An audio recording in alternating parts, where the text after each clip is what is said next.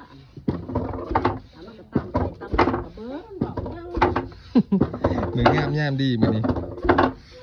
ก็เฮ็ดข้าวหมาออกผู้ซักก็ได้กับเฮ็ดเป็นเบิ้นอยู่ผู้สาวเลยผู้ซักก็ได้ผู้ต่ำก็มีแต่ผู้บ่ธรรมดามีแต่ผู้สั้นใหญ่ๆพอดีบ่ใครพี่อ้ายเนี่ยกำลังงามมาสิบ่งามเลยนี่ งาม เดี๋ยวคือ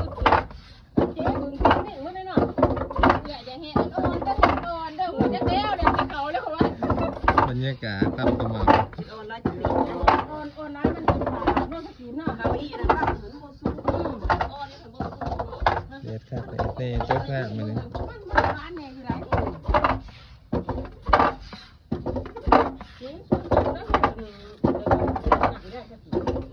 เขาเล่นเขาไม่อยากโทร